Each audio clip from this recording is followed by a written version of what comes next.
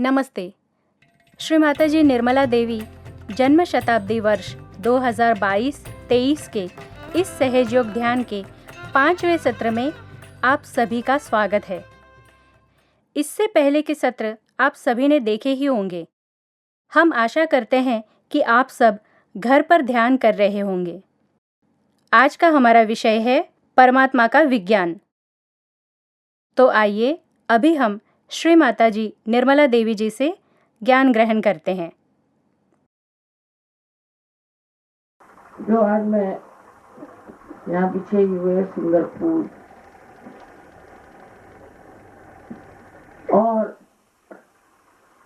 उनकी बहुत ही सुंदर शोभा देख रही हूँ, उसको देखकर एक प्रश्न जरूर उठना चाहिए कि ये फूल कैसे सहज में ही पृथ्वी से बन के आए, इनको किसने बनाया। हमारा हृदय जो अपने आप चलता है,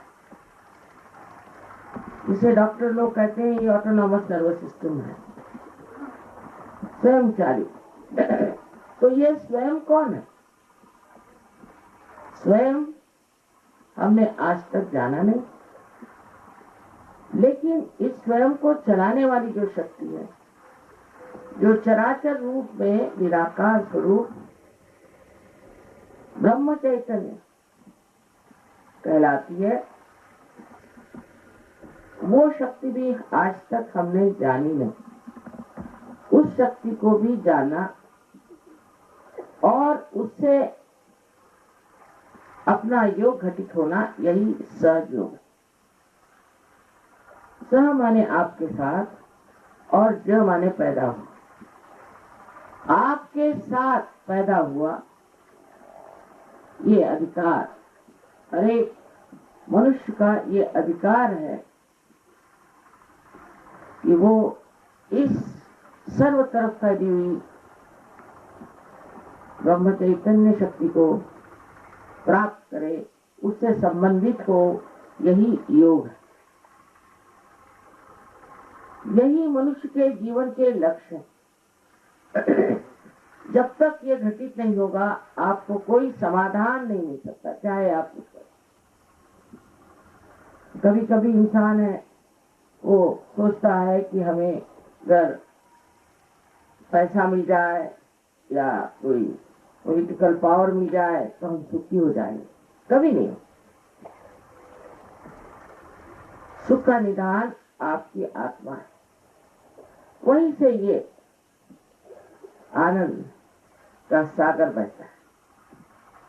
अभी तक आपकी आत्मा एक साक्षी होकर के आपके सारे कार्यों को देखती है।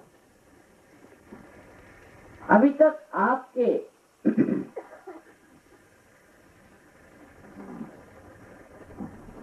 चित्त में, अटेंशन में आत्मा का प्रकाश आया नहीं, इसीलिए हम अज्ञानी हैं, इसीलिए हम अंधे हैं। कबीरदास कहते हैं, कैसे समझाऊं सब जग अंधा। ये मुश्किलें संतों को हुई, लेकिन आज वो दिन आ गया है जब हमें वो सूक्ष्म दृष्टि प्राप्त हो सके। एकदम सहज है बात, सहज में ही ये चीज घटित है। कुंडलिनी के बारे में अनादि काल से लोगों ने मेहनत की। मैं जो करने जा रही हूँ या कह रही हूँ, ये कोई नई बात नहीं। बस इतना ही फर्क है कि आजकल के जमाने में ये चीज सामूहिकता से घटित हो रही है, लेकिन पहले नाथ पंथियों में कुंडलिनी का जागरण एक गुरु का एक ही चेला होता है, और ये बात किसी को बताई नहीं जाती। 12वीं शताब्दी में ज्ञानेश्वर जी ने अपने गुरु से इजाजत मांगी कि आप मुझे कृपया इसके बारे में लिखने तो दीजिए, लिखने में क्या है। तब उन्होंने ज्ञानेश्वरी में 6वां अध्याय जो उसमें लिखा, लेकिन धर्म मार्तंडों को तो मालूम नहीं था कुंडलिनी क्या चीज है या इसे जागरण कैसे करना, तो उन्होंने कहा ये निषिद्ध है। फिर 16वीं शताब्दी में आप जानते हैं अपने यहाँ अनेक साधु संत हो गए, महाराष्ट्र में भी बहुत संत हुए और गुरु नानक आदि इतने ही गुरु, सच्चे गुरु हमारे भारतवर्ष में है। अपनी भारत भूमि एक प्लावित भूमि, अभी तक आप लोग भी नहीं जानते कि अगर आप इस भारतवर्ष में पैदा हुए हैं तो ये महान पुण्यों की वजह से, पूर्व जन्मों के अनेक पुण्यों की वजह से आप इस भारत भूमि में पैदा, और इसका आपको प्रत्यक्ष भी दिखाई देगा। सहज के बारे में आपको बताया गया है कि आपके अंदर कुंडलिनी नाम की शक्ति, और ये शक्ति जागृत होने से 6 चक्रों को भेद करके, 6 7 नहीं 6 चक्रों को भेद करके ब्रह्मरंध्र जो यहाँ पर है उसे भेद करके तालु से उसकी वो जो चारों तरफ फैली हुई ये चैतन्य सृष्टि है उससे उसको एकाकारिता आती है, उससे योग अधिकता। इसमें समझने की बात यह है कि इस पृथ्वी पर हम लोग ध्यान दें कि एक बीज को अगर ये पृथ्वी माता के उदर में हम डाल दें तो वो अपने आप सहज में ही पनप आता है। कैसे आता है? क्योंकि उस बीज में भी ये शक्ति है और उस पृथ्वी माता में भी ये शक्ति है कि वो उसे जागरूक करे। रामदास स्वामी जो शिवाजी के गुरु थे, उनसे किसी ने पूछा कि कुंडलिनी जागरण में कितना समय लगता है? उनका तत्क्षण माने उसी क्षण, पर वो लेने वाला भी चाहिए और देने वाला भी। मैं भारतवर्ष में देखती हूँ कि हर जगह बहुत ज्यादा लोग धार्मिक हैं।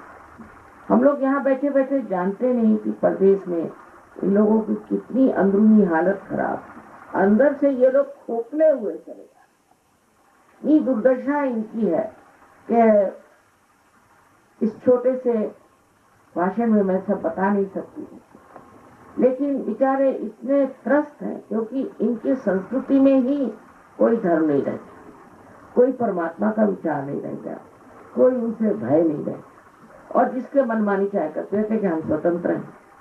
स्व का तंत्र तो वो होता है, स्व माने अपनी आत्मा, और उसका तंत्र जानना ही सहज होता है। जब तक आपने अपनी आत्मा का तंत्र नहीं जाना तब तक आप परतंत्र हैं। इसमें कोई बुद्धि चातुर्य नहीं, कोई विचार करने की जरूरत नहीं। कुंडलिनी आपकी अपनी माँ है, हरेक की अपनी माँ है, व्यक्तिगत इंडिविजुअल, और वो सब आपके बारे में जानती है, आपके पूर्व जन्म के बारे में सब कुछ, आप कैसे हैं क्या है वो सब, आपकी तकलीफें भी जानती है, आपकी गलतियां भी जानती है, और वो आतुर है कि आपको या आपका पुनर्जन्म दे। इसमें मेरा लेना देना कुछ नहीं।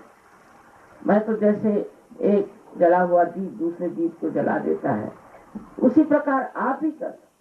जब आप जागरूक हो जाएंगे तो आप भी एक दूसरे को जगा सकते हैं, और इसी तरह से ये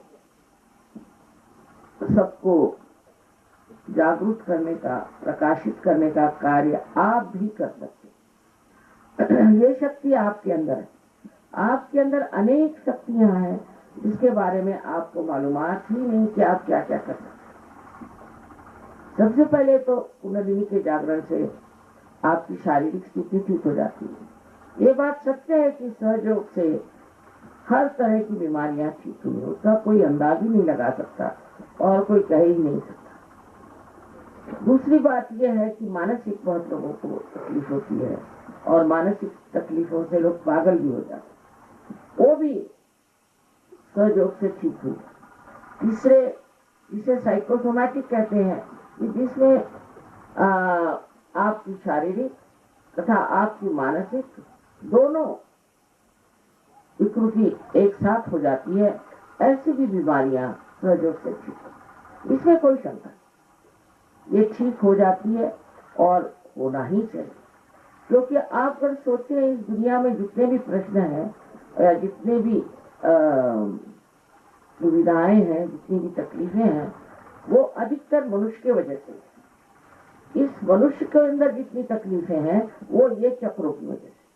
अगर ये चक्र आपके स्वच्छ हो जाए और ठीक हो जाए तो आपके प्रश्न तो ठीक होना ही हुआ है। किंतु अगर आप इसमें जागरूक होकर के आपके अंदर सामूहिक चेतना आ जाए, माने आप दूसरों के चक्रों को भी महसूस कर लें, तो आप दुनिया के लोगों को भी ठीक कर सकते हैं यहाँ बैठे बैठे। एक बार आपको पता हो जाना चाहिए कि आप में क्या दोष है, उसे आप ठीक कर लें।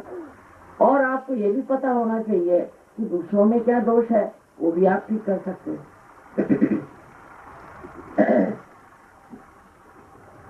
इस पर मोहम्मद साहब ने कहा हुआ है कि जब कियामा आएगा, माने जब आपके उद्धार का समय आएगा, सब में लिखा है, बाइबल में भी है, कुरान में भी है कि ऐसे उद्धार का समय आने वाला है, रेजरेक्शन टाइम।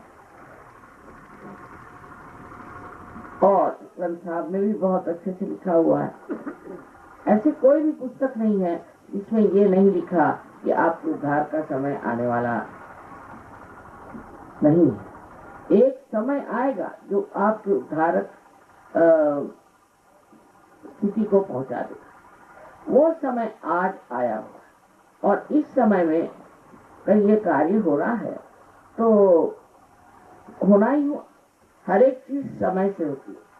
कृष्ण का समय और था, संतों का समय और था, ईसा का समय और था, और आज का समय ये। इस समय आपका उद्धार होना आवश्यक है। तो मोहम्मद साहब ने साफ कहा है कि उद्धार का समय जब आएगा तब आपके हाथ बोलेंगे और आपके खिलाफ शहादत देंगे, माने आपकी उंगलियों पर आप जानेंगे किसके कौन से चक्र खराब है, आपके कौन से खराब है, दूसरों के कौन से खराब। इतनी कमाल की बात उन्होंने बताई। और आप जानिए कि आप में कौन से दोष है, यानी आपके खिलाफ शहादत। इतनी बातें इन लोगों ने की हैं और उनको अब पूरा करने का समय आ। रही बात साइंस की, मैंने सोचा सुना है यहाँ बहुत पढ़े लिखे लोग हैं, साइंस के बारे में जानते हैं। तो साइंस की सिवाय साइंस में नैतिकता का कोई विचार ही नहीं, इमोरल नैतिकता का विचार नहीं। दूसरे साइंस जिन चीजों से अपना संबंध रखता है वो चीजें बहुत ही विनाशक और कहना चाहिए कि बहुत ही उथली है। जैसे कि आपके लिए साइंस की वजह से इलेक्ट्रिसिटी आ गई, तो क्या, जब इलेक्ट्रिसिटी नहीं थी तब भी लोग रहते। ये कोई अंतिम चीज तो नहीं। उल्टे जब से साइंस आया है तब से लोगों में बहुत ही अशांति आ गई, बहुत ज्यादा अशांति आ गई। और वो अशांति इतनी ज्यादा बढ़ गई है कि अब जहाँ बहुत साइंस बढ़ गया है वो तो एकदम सर्वनाश के कगार पे खड़े। तो कुछ न कुछ हम लोगों ने गलती ये की कि एक चीज को पकड़ लिया और उसी पीछे भागा। अब साइंस के जैसा अगर आप अपना विचार रखें तो अपना दिमाग आप खोल करके सुनिए। इस साइंस से भी परे एक परमात्मा का साइंस, और वो साइंस ऐसा है अचूक। अभी कोई भी साइंस की धारणा आप लीजिए, जिसको लोग मानते थे ये है, वो कल कहते नहीं ये नहीं ठीक है, फिर दूसरे कहते ये नहीं ठीक वो है, वो बदल जाए। पर परमात्मा का साइंस बिल्कुल बदलता है। और परमात्मा की जो सरकार है वो जब कार्यान्वित होती है तो बिल्कुल अचूक। किंतु आपको परमात्मा के साम्राज्य में जाना चाहिए, क्योंकि आप अभी इसी दायरे में बैठे हैं। आपके आगे अनेक प्रश्न हैं। जब ये दायरा टूट करके उस बड़े दायरे में आप चले जाएंगे, जिसको कि सांची दरबार कहते हैं, तब आप आश्चर्यचकित होंगे कि आपकी कितनी गौरवशाली और कितनी ज्यादा महत्वपूर्ण शक्तियां, और आप स्वयं कितने ऊंचे हैं, आपके अंदर क्या क्या शक्तियां हैं, इसका दर्शन जब आपको होगा तो आप समझ जाएंगे कि कोई आप सर्वसाधारण नहीं है, आप मानव हैं, और मानव के नाते आपको पूर्ण अधिकार है कि आप अपने आत्म साक्षात्कार को प्राप्त करें। हाँ, दुनिया में लोग जरूर कहेंगे कि तुम पापी हो, तुम फलाना हो, ठिकाना हो, ये जो कहने वाले यही सब पापी। अरे आप मनुष्य हैं, कोई भगवान तो नहीं, मनुष्य ही गलती कर सकता है। कोई आप भगवान होते तो फिर कहना जरूरी था, किंतु आप तो मनुष्य हैं, और मनुष्य की गलतियां करना उसका स्वभाव धर्म है। लेकिन ये जो परम चैतन्य की मैं बात कर रही हूँ, ये तो क्षमा का सागर है। आप ऐसी कौन सी गलती कर सकते हैं जो इसको पूरी तरह से नष्ट न करे? ऐसी कोई सी गलती आप कर ही नहीं सकते। जो आपके अंदर गलतियां हैं वो पूरी तरह से नष्ट कर दें। तो जो लोग ये सोचते हैं कि हम कैसे पार हो सकते हैं, हमें कैसे आत्म साक्षात्कार मिल सकता है, हम तो ऐसे आदमी हैं, हम वैसे आदमी, ये सब सोचना छोड़िए। ये बहुत ही गलत धारणा है कि मनुष्य अपने को नीचा देखे और सोचे कि मैंने ये गलती की, वो गलती की। जो भी गलती हो जाए उसको उसी वक्त देख लेना चाहिए, कब कर। दूसरी चीज, मनुष्य में जो है वो माफ नहीं कर सकता। आखिर आप माफ करें या न करें, आप कुछ करते नहीं, आप क्या करते? लेकिन जब आप माफ नहीं करते तब आप गलत हाथों में खेलते, क्योंकि जिसको आपने माफ नहीं किया उसी के बारे में सोच सोच के आप अपने ही को दुख देते हैं, तो उससे आपको सुख तो होता नहीं। इससे बेहतर है कि उसको आप माफ कर दें और परमात्मा पे छोड़। लोग बोलते हैं बहुत कठिन है। अरे भाई, कठिन क्या है? एक मिथ्या चीज को आप पकड़े, उसको छोड़िए, और ये अपने आप सहज में आपको आश्चर्य होगा कि अपने आप आपके अंदर की जो भी विनाशकारी चीजें हैं सब नष्ट होता है। अगर हम कहें आप ये छोड़ दो, वो छोड़ दो, तो आधे लोग उठ के चले जाएंगे। तो हम कहते कुछ मत छोड़ो,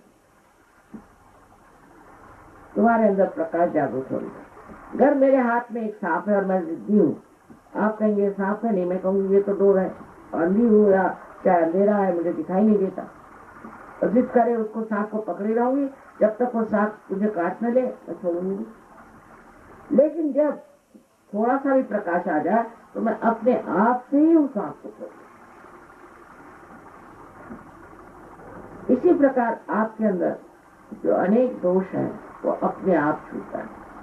अब यहाँ बहुत से परदेशी बैठे हुए हैं, इनमें से बहुत से लोग ड्रग्स लेते थे, बहुत ज्यादा, और वो एक रात में उनका छूट।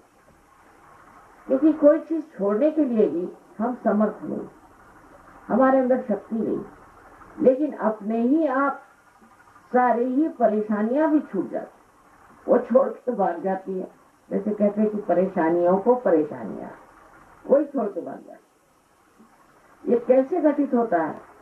क्योंकि आप आत्मा स्वरूप सर्व समर्थ होता है, और आपका संबंध उस चैतन्य से होता है जो सारे ही कार्य करता है। ये चैतन्य हर चीज जानता है, हर एक के बारे में सोचता है। देखिए, ये गुलाब का फूल है तो वो गुलाब के ही पेड़ में लगता है, उसकी जो ऊंचाई है वो उसी ऊंचाई तक होता है, और आम का पेड़ एक ऊंचाई तक बढ़ता है, आपकी भी ऊंचाई एक हद तक ही होती है। ये सब कार्य कौन करता है? जो इतना बारीक बारीक कार्य करता है वो चैतन्य आपके अंदर से जब बहने लगता है, और जब वो आपका मार्गदर्शन करता है तो आप ही अपने गुरु हो जाते हैं। ये गुरुओं का स्थान भी गुरुओं ने बनाया हमारे अंदर, पर अभी जागरूक नहीं।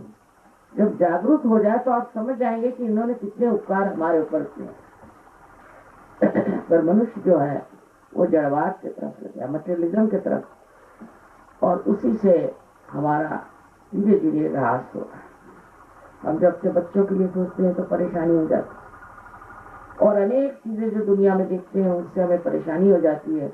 उसका कारण ये कि हमने अपने आत्मा के स्वरूप को नहीं माना। और जब ये आत्मा का स्वरूप आप जान जाएंगे, हर तरह की परेशानियां दूर है। श्री माता जी, आपने हमें जो ज्ञान प्रदान किया, इसके लिए आपको बहुत बहुत धन्यवाद। आइए अब हम सब ध्यान करते हैं। आप जमीन पर बैठ सकते हैं या फिर आप कुर्सी पर भी बैठ सकते हैं। और जो प्रक्रिया श्री माता जी बताएंगी, उसी प्रकार हमें ध्यान करना है। अब आप लोग दोनों हाथ मेरी ओर ऐसे,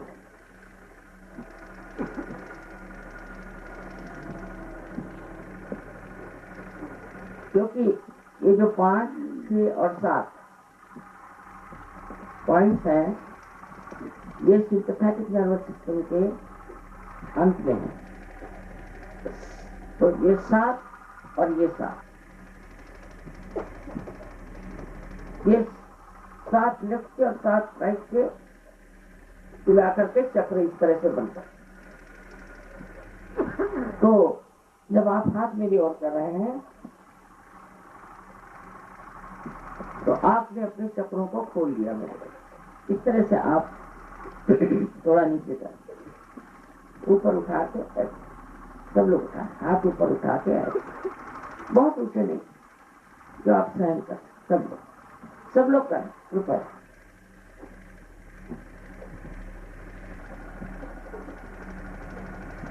अब आप लोग आंख बंद करें, सब लोग आंख बंद, चश्मा उतार लें अच्छा, क्योंकि इसका दृष्टि पर भी फायदा होता है। चश्मा उतार लें और सब लोग आंख बंद करें।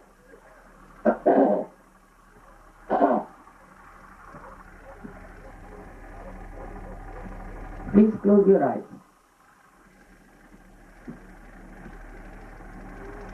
आंख बंद करो, आंख बंद करो, सब लोग आंख बंद करें और चश्मा भी उतार लीजिए अभी जरूरत हो।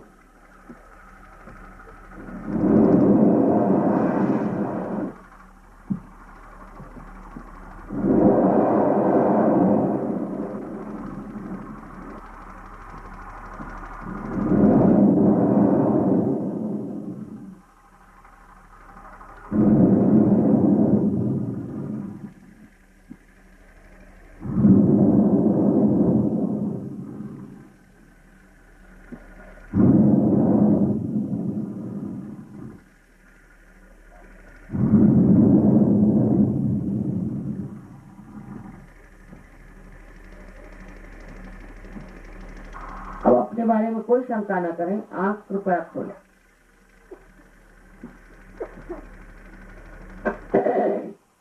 और लेफ्ट हैंड हमारी ऊपर करके और गर्दन झुका के देखें कि तालू के अंदर से आपके ठंडी या गर्म कोई हवा आ रही है। तो तालू से लेफ्ट हैंड हमारी और राइट हैंड गर्दन झुका लें। Please bend your head and see for yourself if there's hot or a cool breeze coming out of your fontanelle bone area. Right hand से देखिए।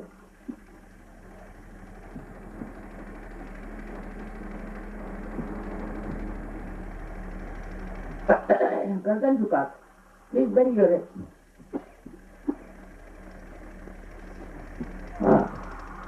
I think everybody has to forgive. सबको क्षमा कर दें, क्षमा कर दें, नहीं तो उसी से गर्म हवा रही, क्षमा करें सबको।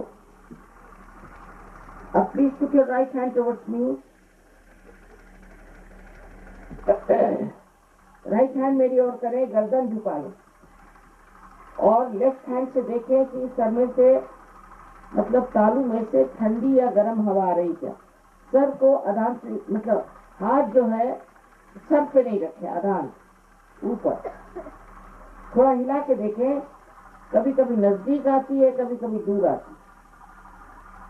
ठंडी हवा या चाहे गर्म हवा भी हो सकती है, उससे कोई हल नहीं। पर अगर आपने क्षमा नहीं करी है तो गर्म हवा आती रहेगी।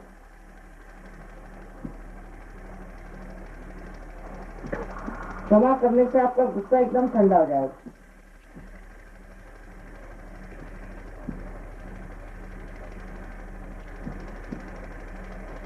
अब लेफ्ट हैंड मेरी ओर करें, और राइट हैंड से देखो, please put your left hand towards me and see with the right hand on top of your head. जैसा कूल और हॉट ब्रीज करें, देखिए कि अगर ठंडी या गर्म हवा आ रही हो, गर्दन झुका लें, प्लीज बेंड योर हेड।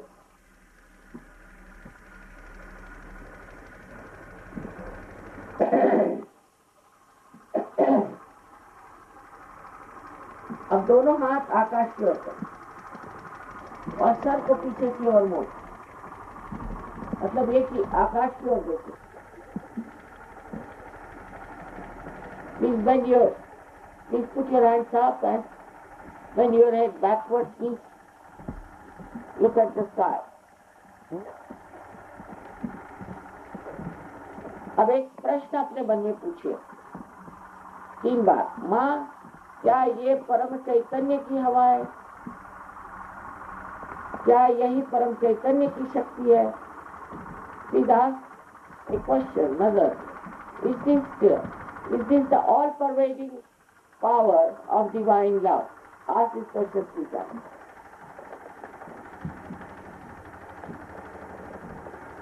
तीन बार पूछ। अब हाथ नीचे करो।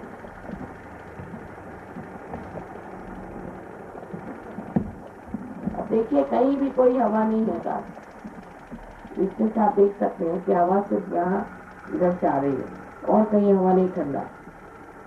अब देखिए, शंका नहीं करना। जिनके हाथ में और उंगलियों में या ब्रह्मरंध्र से, तालू से ठंडी हवा आई हो, वो दोनों हाथ ऊपर करें।